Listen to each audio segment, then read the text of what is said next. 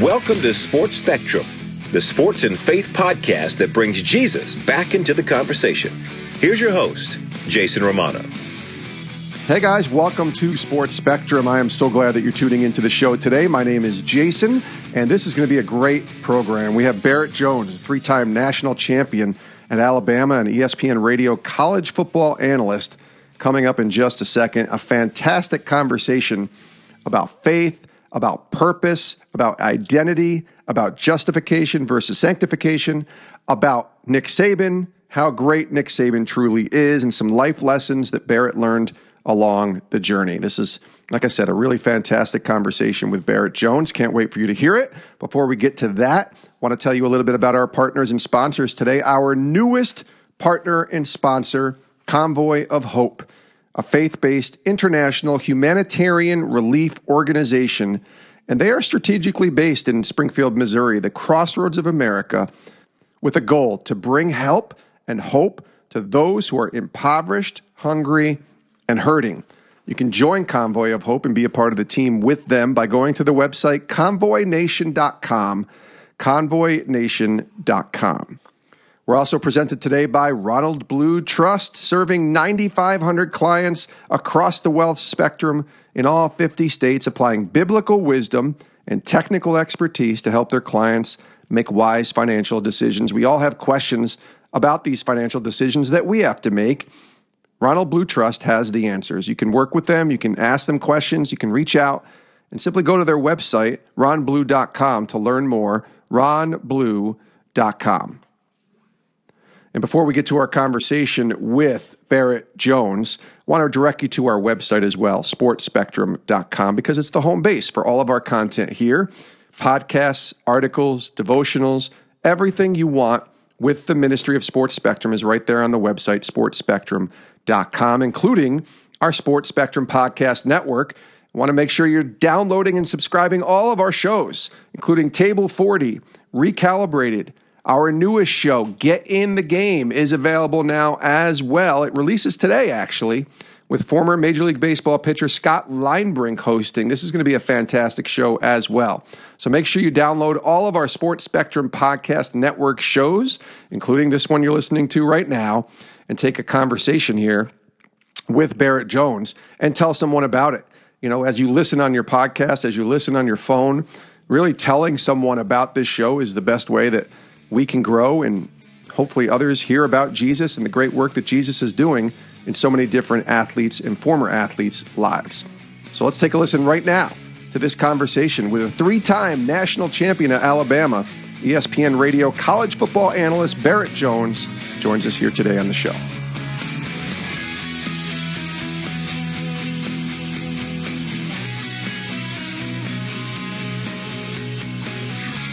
Barrett Jones, what's up, man? Welcome to Sports Spectrum. Hey, how are we doing? Glad to be on the show, man. Doing well. So glad to have you here. And an easy place to start, I think, for this conversation is the 2020 college football season. I want to specifically start with your alma mater because they won another title, Alabama. They beat Ohio State. And even though you're objective and you are an ESPN radio analyst, so you have to call it down the middle when it comes to your work there, but it has to still taste pretty good when your alma mater wins another championship, right, Barrett? Well, I think when you're working, you have to obviously call it down the middle. And I get this question all the time because I usually call several Alabama games a year, because we really primarily do one broadcast a week on, the ESPN Radio flagship station, broadcast all over. And so generally, we pretty much take all the Alabama games we can get because, people like to listen to Alabama. And so, but when I'm in the midst of the game, there's so much going on with me trying to figure out, who made the tackle, who made the catch, what comment I'm going to make, what scheme was run. I don't really have a lot of time to necessarily think about, what I actually want to happen in the game. I'm just so busy talking about what actually is happening. But I do think as an analyst, look, I'm not going to lie. If you see my background here, I have some Alabama pictures from when we won the national championship when I was there. So, of course, you take that hat off, and I still rooted for Alabama. In fact, if the truth was known, this is probably not very professional, but I went to the game, not even working. I just went to observe as a fan because, of course, I still root for Alabama. I played there. And so it was a lot of fun to watch them this year. I think it was maybe the greatest offense I've ever seen. And that after watching Joe Burrow and the LSU Tigers last year, I thought that was the greatest offense I'd ever seen.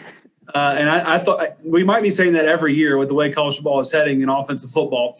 But I was so impressed with this offense. It was such a complete group.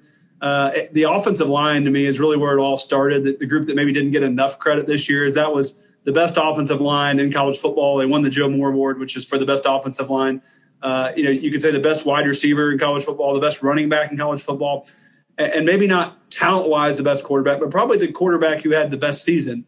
It's not very often that you can say that about any football team. And, they really were a joy to watch. And Steve Sarkisian did such a great job of utilizing all that talent. There's not many teams that could lose a player the caliber of Jalen Waddle in the middle of the year and really not miss a beat.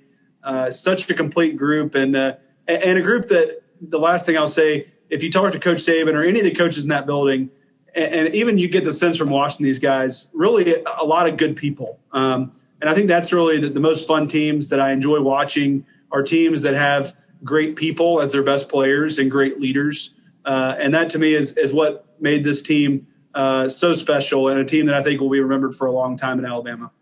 Well, it also helps to have, in my opinion, the greatest coach in college football history in Nick Saban kind of directing the ship and leading the charge. And he Doesn't coached. hurt. It doesn't hurt. And he was your coach as well. So I'm really fascinated because you won 3 titles with him.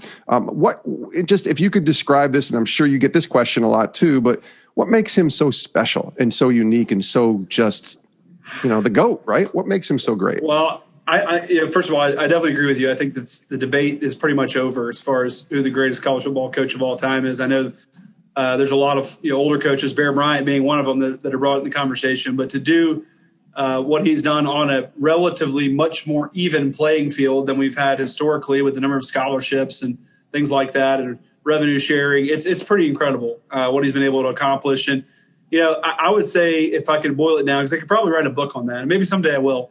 We can co-write it together on what made Nick Saban so special. But there you go. I would say a few things. Number one, he's as committed to the process as I've ever seen anyone. And if you ever watched a press conference, he uses that all the time.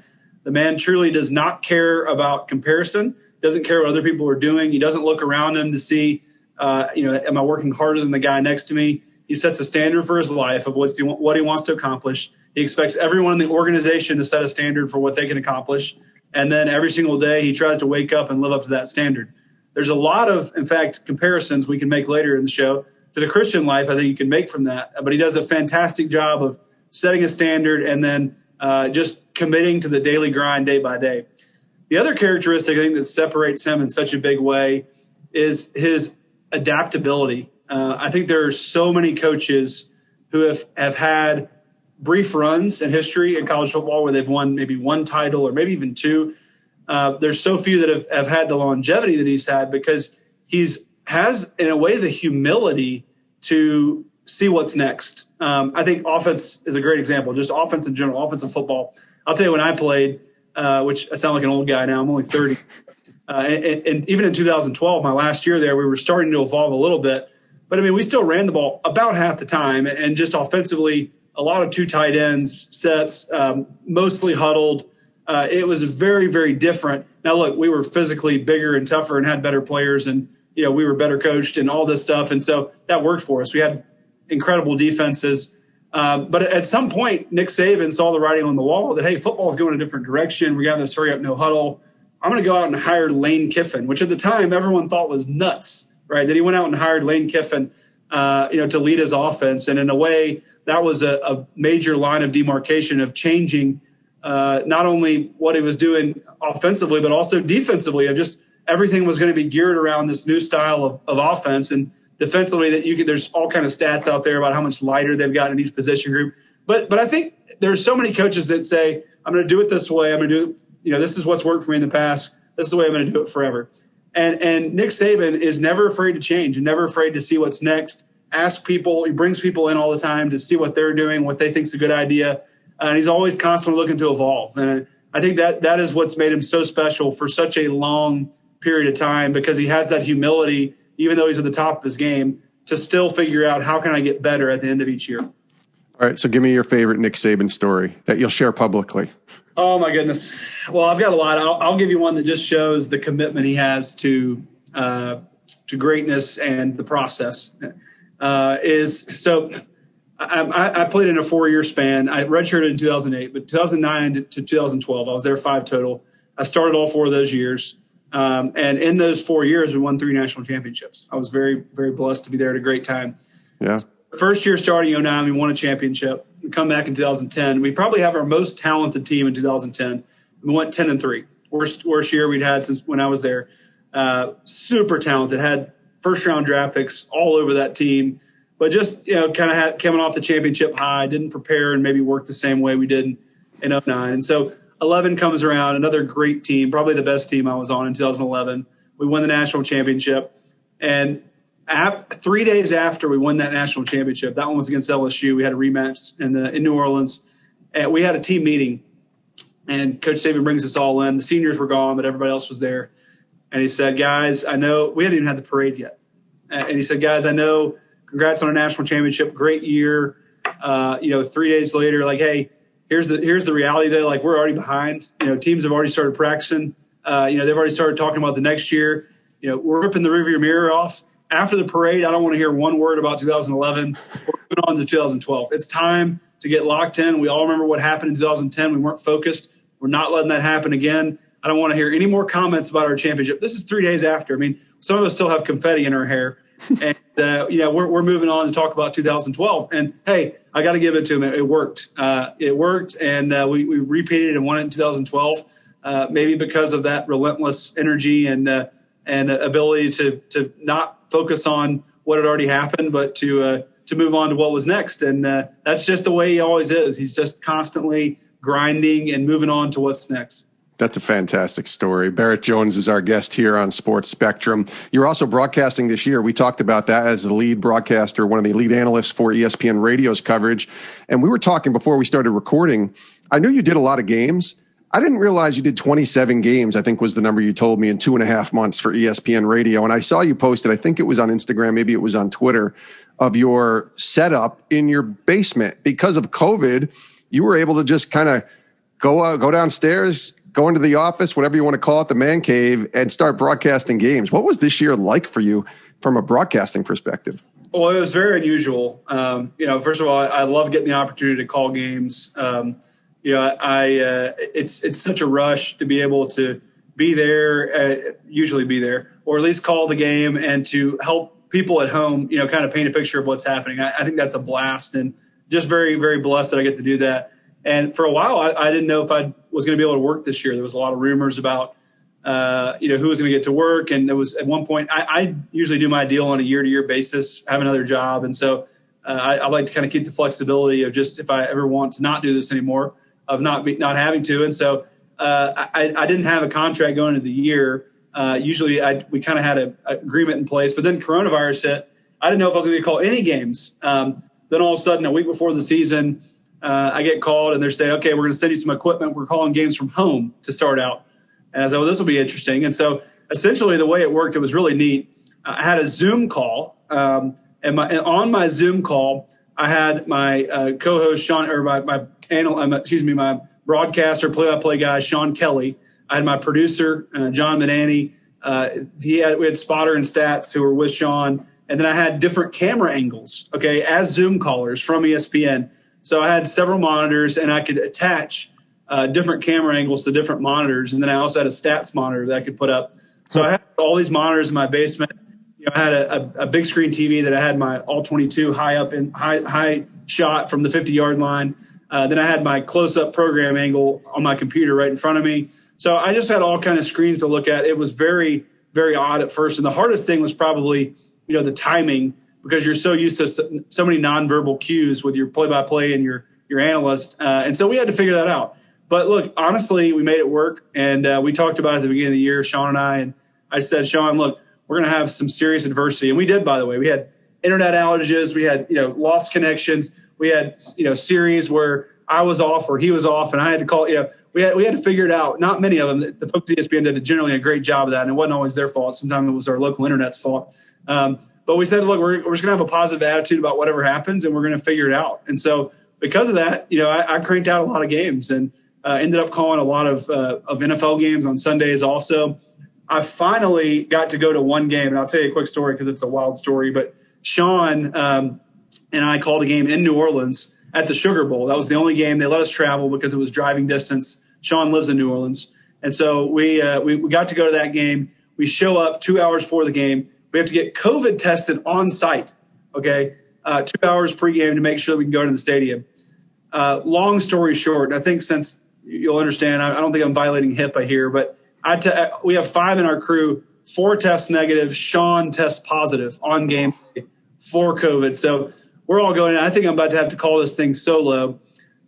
Sean has to drive home to call it from his Zoom setup. So literally I'm in the stadium. I have Zoom set up. So Sean's face is right in front of me. And then instead of having my big screen TV, now I have the actual game over the Zoom with Sean. So I'm at the stadium.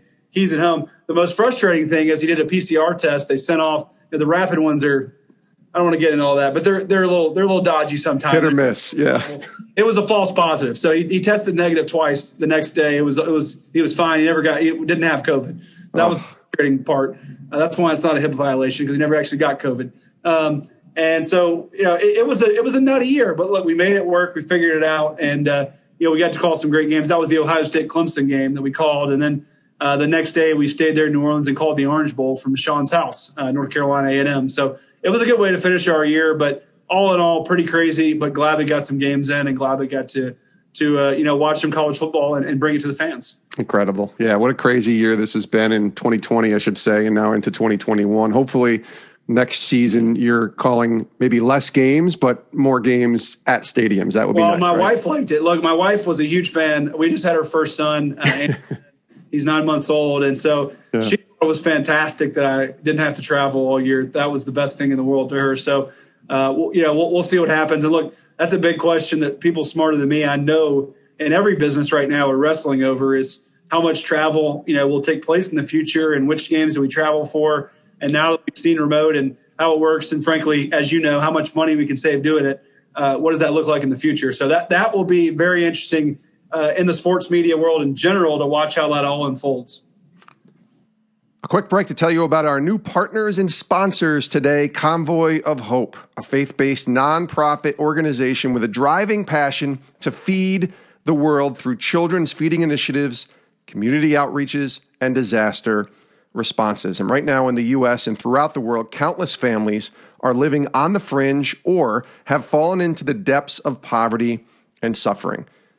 But you can make a difference. And right now, we need you to join the starting lineup with Convoy of Hope and join your favorite players and teams in partnering with Convoy of Hope to fight hunger, poverty, and suffering in the United States and throughout the world. And in doing so, you can advocate, give, network, and volunteer to help ensure that those in need receive hot meals, groceries, haircuts, health and dental screenings, hygiene kits, shoes, clothing, family portraits, and much more. You can learn more right now and be a part of the great work Convoy of Hope is doing by visiting them at their website, convoynation.com. You can donate, you can pray, and be a part of all that Convoy of Hope is doing by, again, checking out that website, convoynation.com, CONVOY nation.com. We're also presented today by our friends at Ronald Blue Trust. Their advisors applying biblical wisdom and technical expertise to help clients make wise financial decisions to experience clarity and confidence and leave a lasting legacy. We all have questions about our finances. Where do we go? What do we invest in? How much do we spend? How much do we save? Ronald Blue Trust has all of those answers. They offer comprehensive financial services and objective advice to over 9,500 clients across the wealth spectrum in all 50 states. You can reach them at ronblue.com. That's their website, ronblue.com. Tell them Sports Spectrum sent you. Ronald Blue Trust. You can trust them. We trust them. Check them out. Biblical Principles, Wealth Management Strategies, ronblue.com. Barrett Jones is joining us here on Sports Spectrum, the three-time national champion with Alabama and ESPN Radio college football analyst. Let's intersect the conversation with faith. And if you go to your Twitter page, It's one thing that it says right on there. It just says Christ follower. Most people list, ESPN analyst or dad or husband or 3-time national champion if it was you to put all that. But your handle says 2 words, Christ follower. So tell me about being a Christ follower. Well, it's intentional, as you can guess. And so just to share a little bit of my story I'll try to make it as brief as possible without leaving out too many of the important parts. But I came to know the Lord at a pretty young age. I had incredible parents who were Christ followers, and probably the biggest impact on me as a Christ follower is just my dad. My dad, every morning I'd wake up and I would see him reading his Bible and getting in the Word and spending time in prayer. And so, as young as I can remember, I was always in church, made a personal decision for Christ when I was pretty young, and really never had a time necessarily where I strayed from the Lord. But as I got older, and especially in high school when I started getting recruited to play football became a big part of my identity, just as an athlete. And I liked the way that people talked to me and about me and looked at me differently. And, a lot of times athletes, we hold them in high esteem. And so, as a human, I enjoyed that. And I think that became a lot of what I looked to for my joy and my satisfaction was being a football player. And so went on to accept a scholarship to Alabama, and first year redshirted, but just was grinding. Really, really just had this vision of becoming a starter, winning a national championship, being an All-American. Those were kind of my 3 main goals of what I wanted to do. And my second year, my first year of not redshirting, became a starter. In 2009, started every game, and we went to the SEC championship game, had a revenge game against Florida. We had lost the year before to Tim Tebow. This was his senior year. We beat them 32-13. I always like to jokingly say that was, if you remember that game, that was the game that Tim Tebow cried. We sent him out in a bad way, unfortunately. And I know Tim well enough to say that, so I would say that to him. He's a great guy, by the way. But it felt good as a competitor, to send him out and with a loss. I mean, one of the greatest college football players of all time, and we got to beat him. And so, sure enough, we went on to the national championship game, played against Texas. Colt McCoy was their quarterback, and ended up winning that game as well. My whole life growing up, just to take you a little flashback here, I know you probably remember this game. The best college football game I ever watched growing up was 2005, the Rose Bowl, Texas USC.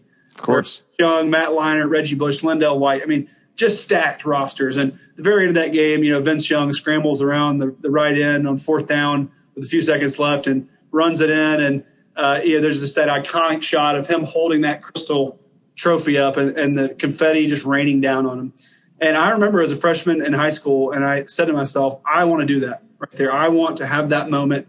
I want the confetti to rain down on me. I want to win a national championship. That was kind of my goal. I'd always thought about that moment, and I wanted that moment for myself. And so sure enough, probably 5 years later, I guess it was, here we are at the Rose Bowl playing Texas, same place, same team, and we have our opportunity to do it. And so we won the national championship. We beat Texas, and I'm a very strategic thinker, Jason. That's why I was any good at football. I was never that talented, but I was just always a thinker. And so after the game's over, everyone's running up in the stands, and my only goal was I got to hold the trophy. Like I got to get in a position to hold the trophy.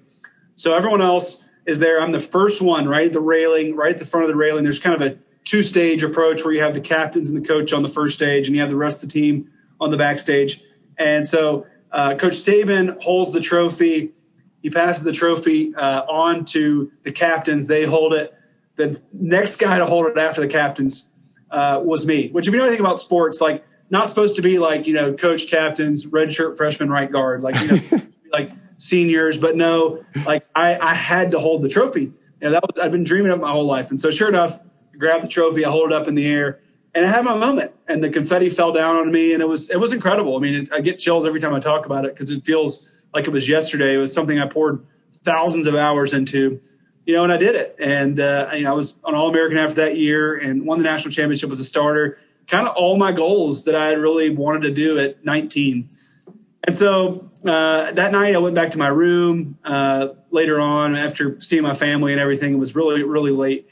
And just lay there in bed and had what I can really only describe as just a great sense of emptiness and a thought of, man, is this it? Like, what do I do now? And it was a really a period for me of reevaluation of my life, of, what is my purpose here on earth? Why am I doing what am I doing? Am I really just, because honestly at that point, I think I had really just become in a lot of ways, a football player who happened to be a Christian instead of a Christian who happened to play football. And that in a lot of ways was my identity and what I looked to for my joy and my satisfaction, and had a realignment of priorities, and just a time where I said, Lord, look, I want you to, if I'm even going to keep playing football, I want you to use this for your glory and not for my own.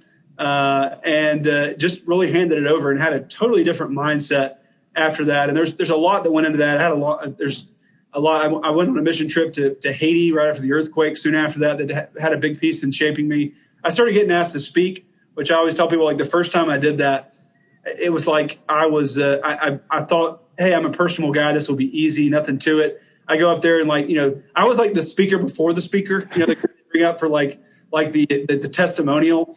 You're the warm-up act. I was the warm-up act. I had an illustrious 5-minute speech written, and then 2.5 minutes later, I just was walking off sweating, what just happened, but I kept getting asked back, and God really started to use football to open a lot of doors, to the point where, I've spoken now hundreds of times in all different places, all over the world, really, many, many different countries, and had an opportunity to share my faith, which, let's be honest, otherwise people generally probably wouldn't have cared what a 20, 21-year-old kid had to say. But I got to speak. I got to speak to the whole Chick-fil-A management team. I thought that was the coolest thing ever. Dan, Kathy, all the people. I'm 21 years old. I'm I know you guys don't really care about what I have to say, but I played football. And so I got some really cool doors open, and God really used that to do a lot of things in my life. So why do I have that on my bio, all coming back full circle? Because I want that to be my identity and who I am. And certainly there are a lot of things else about me. And I thought about adding other things under it, but I like the way it looks, because that's what I want people to know about me first and foremost. I don't want to compartmentalize my life into different things, that I do, that I'm a Christian in this part, and I'm a broadcaster, and I'm working finance. I want to be, my identity to be that I'm a Christian who happens to do all those other things. It's really well said. And yet when your identity crisis is kind of resolved, right, and you realize who you are in the Lord, he gives us trials, he gives us difficulties to kind of overcome, and I think really lean into him even more. For you, you're drafted in the 4th round, but you had a foot injury and you didn't have this long, illustrious, you're 30 years old, and here we are talking about your broadcasting career, where guys that you played with are probably I've been doing this for 4 years. So, right. Yeah. And so you've been out of the league since 2017. You got a couple years in the league, but it didn't kind of flourish in the way that, the perfectly written story would happen. Sure. So I have to imagine there was some challenges there. Can you kind of walk me through kind of the mindset in still Absolutely. trusting in God, even though things weren't going the way you probably have hoped? Yeah. So, of course, when I graduated, I thought I'm going to play in the league for, 12, 15 years. And had foot surgery my first year, as you mentioned. Actually got hurt in the SEC championship game. It was a long story, but tore a bunch of ligaments. Taped it up and had some medical assistance. Played in the national championship game for my last game. But then after that, it was pretty much out a year, and missed most of my first year in the NFL. Was active just in time for the year to kind of start practicing at the end of camp, but it really kind of put me behind the 8 ball.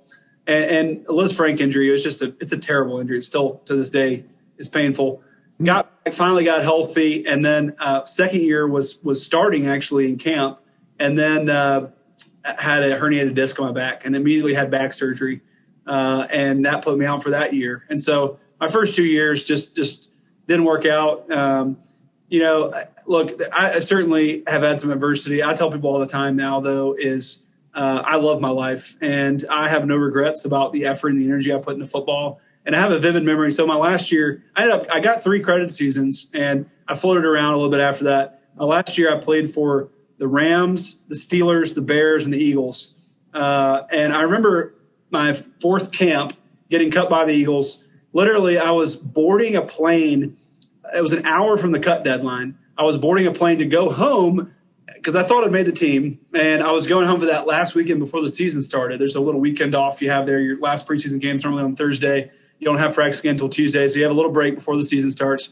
I was going home with the thoughts of I'll be back, in 3 days, and I literally was at the gate and got a call from Howie Roseman the Eagles GM. And he said, hey, we thought we were going to be able to keep you, but numbers thing last second, we're going to cut you. And I just remember sitting on the plane that night and really had just an overwhelming peace, honestly, that God had something great for me that was next. One of my favorite verses is John 6:35. I'm the bread of life. He who comes to me will never hunger. He who believes in me will never thirst. And I every time I say that verse, there's a great metaphor that I think of. I told you that story about the trophy.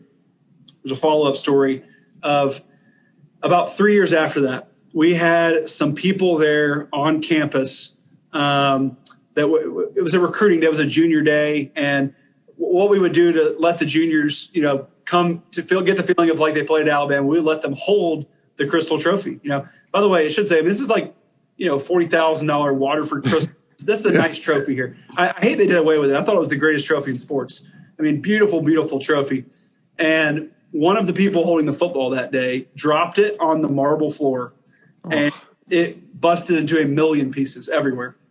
Here I am that day. I'm in the facility, and I come across this. I was helping out on junior day. I was in charge of the parents for recruiting. That was always my role, is to talk about academics and all the things like that. And I turn the corner and I see this football in 1 million pieces, and didn't think much of it at the time, but went back and thought about it that night and realized it was the exact football that I'd held that night. But by this time we had 2 more, but it was the exact one that I had held that night in 2010 in January. And I thought to myself, man, what a great picture of the world, that here's this crystal football that in so many ways I put thousands of hours to earn this thing, and it's so fragile that, you drop it and it breaks into 1 million pieces. And for me, that's the world. The world it's so fragile. And if you put your hope and your trust and your confidence and your identity in something else, it's not going to be satisfying. And there will 100% be a time where you look around and you're like, how did I get here? And the pieces of your life are laid out across the marble floor. And so, that night on that plane, honestly, because I had those moments before that, I didn't feel that. I really didn't. I felt like I felt a sense of hope and excitement. And the Lord really, even though at that point, probably most people would have thought, well, you'll probably get picked up. And I actually did have some calls, but I just kind of had the feeling like I was done and that God had me somewhere else. And look, this sounds like, obviously playing NFL football, I'm extremely blessed to have done it. The lifestyle is tough. The money, all that's great, but like the lifestyle itself, you're there for 6 months, you go home for 3. It's hard to have a very consistent community for most guys. And when I got back to Memphis, have a home now. I met my wife like 2 months after that plane ride, now my wife. And we have a kid together, as I mentioned. And so like I look back and look at my life now, and especially my wife, my son, the guys that I've poured into and discipled since then. And I just know God had me somewhere else. So, I certainly have had some trials, but ultimately consider myself very blessed when I look back on it and see the plan that God had for me. And I think I was able to trust him in that moment because, again, my fulfillment and my identity at that point was not still in what I did, and who I was a Christian and I knew wherever God put me, he'd have a plan for me. As we wind down, I want to go back to something you said earlier when you were talking about Coach Saban and committing to the process and sort of the parallels that has been shown to, I guess, in the walk that you've had as a follower of Christ, but really for all of us in being committed to the process. Can you kind of expand on that a little bit? Yeah, absolutely. I think that in the Christian life, this is what I talk about a lot with the guys that I meet with and disciple, is that there are almost 2 parts. So the first part is there is a once and for all determination at some point where you go from being a child of the world to a child of God, where you go from being lost to found, however you want to say it. You come to know the Lord, you get saved, to use common terms, where you are justified before God because of that you've trusted what Christ did for you on the cross, and that is now what you're looking to for your righteousness. And that is your answer of how you earn your way into heaven, is that you don't earn it, that Christ has done it for you and paid the penalty, and you've accepted that and you're trusting in him. There is certainly a once and for all determination there.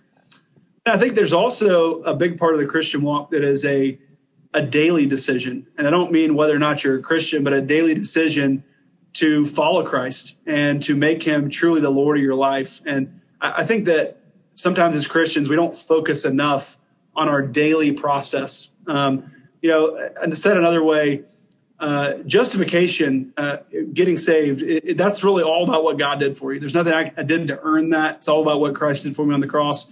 But sanctification, which is the process of becoming more Christ-like, at some level, there is a responsibility on me. There's a responsibility of, God is there. There's never a time as a believer where if you want to get to know him more, he's going to turn you away. I mean, he's there. We have all the resources he's given us his word and the Bible to study and learn. Obviously, we have access now to pray to him anytime. So he's there. If you want to get closer to the Lord, it's on you in a sense. I mean, there is a way. Certainly, the Holy Spirit assists and abides you. I mean, and helps you along that path. But if you're willing to put the work in and the process in, then you can absolutely grow in your faith. And so again, I'm not saying you're earning your salvation, but you can absolutely work to grow closer to the Lord. And so as Christians, I think that daily process of being committed to growing and learning every single day is not something we translate enough from our athletic lives, where we're used to that kind of terminology. And then we go into our walk and we say, did I get better today? That's something we ask ourselves in sports all the time. Yeah. Did I get better today? Did I really get better this morning? And because if you did, if you stack together a lot of days of getting a little bit better, then you look up and you're a lot more mature in your faith, and you've been able to pour into others, and you've been able to have a bigger impact for the kingdom. So I think that having that almost competitive mindset of my daily walk with Christ is been a huge thing for me. And am I really making that a priority in my life? I meet people all the time, and they say to me, "Man, I'm just too busy. Like, I can't read the word. I'm too busy." Like, man, you're too busy not to read the word. Like, there's so much richness and joy. And by the way, everyone can always get up earlier. That's what I tell people all the time. That's it. Say you're too busy, you got to get up earlier. Then you got to give some. If that is not a main priority in your life, you are not going to grow in the Lord if you're not spending consistent time with him. So I just think that if you're an athlete out there, if you're not an athlete and you listen to this, if you used to be an athlete, man, be competitive about your time with the word and try to get better every day of walking with Christ and knowing more about who he is and his character, and getting to know him in a deeper way, through prayer and meditation on his word. Yeah, that's really well said. And yes, get up early. That's what happened to me. And I challenged myself, and now I get up at 5:30 because that's the time that I need with the Lord. I had to get up earlier. Especially, I don't know if you have kids, but before the kids. I do. Yes. So I learned now, once my son is up at 7, you're done. There's no chance I'm going to get a whole lot done at that point. I got to get it done before then. I got to work out and get in the word before he gets up. So that is exactly what I do. However, my daughter is not the age of your daughter. She's 16 and in high school, and it's a different type of once she's awake than it is for having a 9-month-old. Let's put it that way, Barrett. But as we close, and I'm really fascinated to hear your answer here. What's God taught you in the past 12 months? You talked about being a broadcaster in your home with your family, but still doing 27 games. You become a dad, right? In this pandemic, if I'm doing my math right. So A lot of things have happened in your life. What's the great lesson the Lord has taught you and shown you? Oh, so much. I'm glad you asked that. Well, I'll say that the first lesson, and I hope I've become far more emotional since I've become a parent. Like I was never like the least emotional person I knew before becoming a dad. And the other day, my wife walked in on me reading a book to my son, and I'm sitting there like crying as I'm reading this.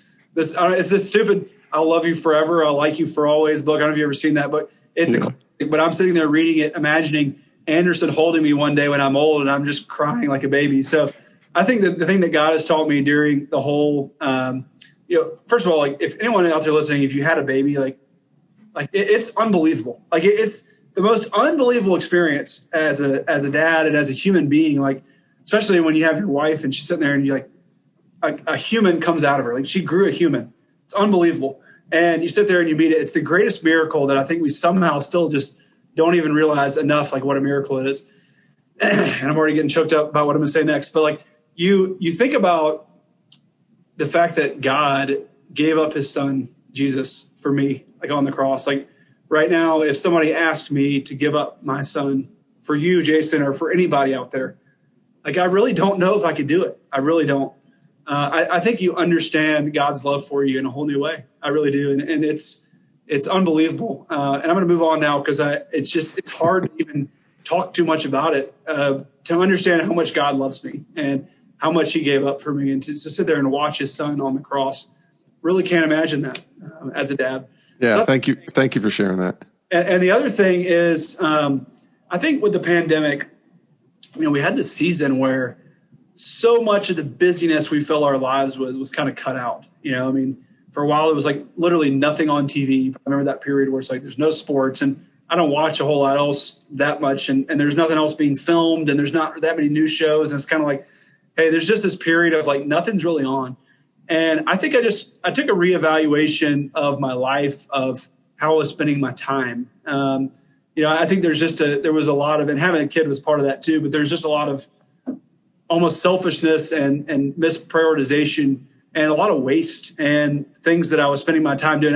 I'm not a guy who watches TV for 6 hours a day. I'm not saying that, or spends time on my phone, but if you really analyze how much time you're spending doing all that stuff versus how much time, and I'm not only saying you should spend all that time reading the Bible and praying. Certainly some of that, if you're not doing that, that should certainly be spent there, but also just building relationships with my wife and my son and doing things that are going to have more of an eternal value. At the end of the day, when you really think about, being dead and being gone from the earth, assuming the Lord doesn't come back, all that's really left on earth tangibly is what you've invested in other people. That's it. Your wealth, it's gone. It doesn't matter anymore. All the hours of Netflix you watched, all the knowledge you have on sports or shows. And again, I'm not saying all that stuff is bad, but none of that stuff matters anymore. And all that's really left is what you've invested in other people. And so I think it just helped me recenter and refocus on what's important. And as everything is kind of coming back, I've been much more careful to rebuild my life and my daily routines with hopefully things that matter a little bit more, and eliminating some of the waste I think that had taken hold and had become second nature to me, to sit on my phone at night occasionally, especially when you put the kid to bed and you finally take a deep breath, just sit there and unplug for a little bit. And I'm not saying all that has to go away. There's still some of that, and there's godly element to rest, and I get all that. But just to almost escape and to almost find rest in the world. And I just think that we got to find a rest in Christ. That's the only true rest there is. And I think the pandemic kind of taught me that and reminded me, because I almost had this anxiety at first of like feeling like an itch to go do stuff. And the Lord kind of almost stripped it away to show me, hey, I want you to find complete and total rest in me. I am, come to me, you who are heavy laden and burdened, and put your rest and faith and trust in me. And I am enough. I'm enough for to fully satisfy you and to fully bring you that joy and peace that you're searching for and that you've put in other things. That's really well said. He is Barrett Jones, 3-time national champion at Alabama and ESPN Radio college football analyst and dad.